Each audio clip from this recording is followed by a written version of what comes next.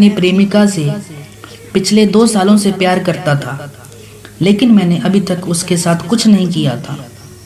करता भी कैसे, पहली बार होने के कारण कभी कहने की हिम्मत ही नहीं हुई। मैंने अपनी प्रेमिका से कई बार किस भी किया था, लेकिन उससे आगे बढ़ने की हिम्मत नहीं हो पाती थी। अब तो उससे मिलने भी बहुत कम हो गया था, जिससे उसके साथ क्या कर सकूं यार मैं। लेकिन शायद भगवान की ही मर्जी थी कि मैं उसके साथ कुछ करूं से मतलब आप समझ गए होंगे। बहुत दिनों बाद उसका कॉल आया। उसने मुझे बताया कि उसे मुझसे मिलना है। मैंने उससे मिलने के लिए कह दिया। वह दिन हमारे खेत में आई। मैं भी उसी समय उससे मिलने वहाँ पहुँच गया। हमने बहुत देर बातें की, लेकिन तभी वहाँ हमारे गांव के काका जी ने हमें देख लिया। यह बात उन्होंने हमारे प्रेमिका के अंकल को बता दी। हालांकि हमने बहाने बनाकर हमने झूठ बोल दिया कि मैं तो सिर्फ यहाँ पर सिर्फ घूमने आया था। तो वहाँ इससे बात करने लग गया और वह मान गए। लेकिन इन सब के बाद क्या हुआ, यह की कहानी। वह उस दिन के बाद से मिलने से डरने लगी। एक दिन उसने मुझे रात में अपने घर मिलने के लिए बुलाया। उस दिन उसके माता पिता कहीं रिश्तेदार की शादी में गए थे। उस दिन घर में सिर्फ वह और उसका छोटा भाई था। आप इस कहानी को मेरी बीती काम रीति चैनल पर सुन रहे हैं।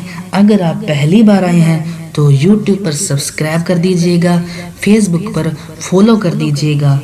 तो उस दिन मैं रात को 11 बजे उसके घर के पास वाले खेत में पहुंच गया था। जैसे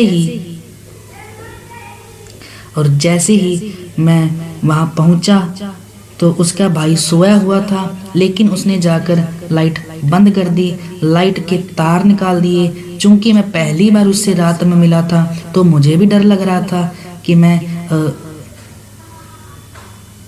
वहीं दीवार के सहारे नीचे बैठ गया।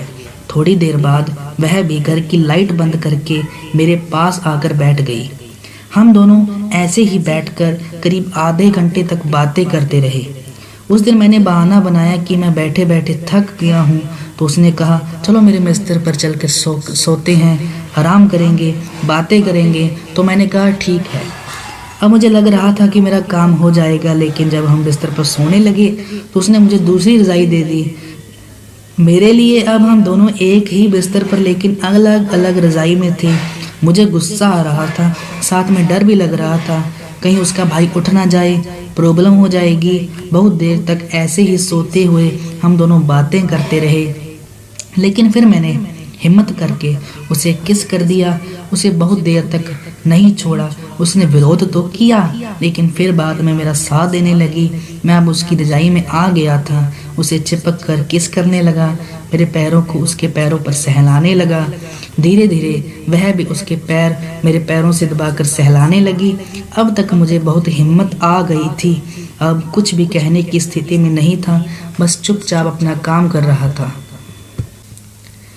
मैंने धीरे धीरे अपने हाथों को उसकी कुर्ती में डाल दिया और सहलाने लगा। अब वह थोड़ी मचलने लगी थी। मैं इतना ही कर सका था कि उसने मुझे अपने आप से दूर कर दिया। कहने लगी कि मैं यह सब नहीं करूँगी, अगर करना हो तो पहले मुझसे शादी करो और हम शादी के बाद करेंगे। मैंने उसे बहुत समझाया, लेकिन वह मानने के लिए तैयार नहीं थी। मैंने उसे विश्वास दिलाया कि मैं तुम्हारे साथ कभी भी धोखा नहीं करूँगा। अगर मैंने कभी भी तुम्हारे साथ धोखा किया तो तुम मेरे खिलाफ पुलिस में कंप्लेंट करवा देना। जिसके बाद जाकर वह मानी। फिर मैंने उसे किस करना चालू कर दिया। उसकी कुर्ती में हाथ डाला और उसके मस्त जो बॉल्स थे उसको हम चूसने लगा। वह सिसकारियाँ भरने लगी। हमने काफ़ी देर तक उसके बॉल्स को चूसा। फिर मैंने जाकर उसकी सलवार को खोला, लेकिन उसने अपने दोनों हाथों से सलवार को पकड़ लिया। कहने लगी कि तुम मुझे कभी धोखा तो नहीं दोगे। मैंने उसे फिर से समझाया, तब जाकर उसने सलवार उतारी। लाइट बंद होने के कारण मैं अंदर कुछ देख तो नहीं पाया, लेकिन सलवार के साथ ही एक अजीब सी खुशबू आने लगी, जिसका मुझे जरा सा भी ध्यान नहीं था। जब मैंने उसकी पैंटी निकाली तब मुझे जाकर पता चला कि अंदर वो गीली हो चुकी थी।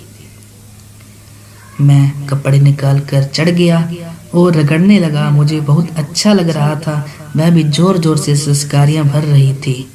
हम करीब 15 मिनट हमने सब कुछ किया और फिर मैं झड़ गया। उस रात हमने 4 बार और काम किया तो और मैं वहाँ से चला आया।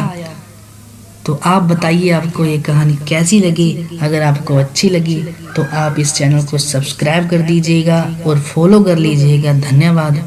और मैं आशा करता हूँ कि आपको रोज़ाना अच्छी से अच्छी कहानियाँ आपके लिए लेकर आएँ। आप कमेंट करके हमें ज़रूर बताइएगा कि आपको कैसी कहानी सुननी है। आपके कमेंट को उठाकर हम वैसी कहानी आपके लिए लेकर आएंगे। आशा करता हूँ कि आपको अच्छी लगी होगी। इसी के साथ मैं वीडियो को ख़त्म करता हूँ। धन्यवाद।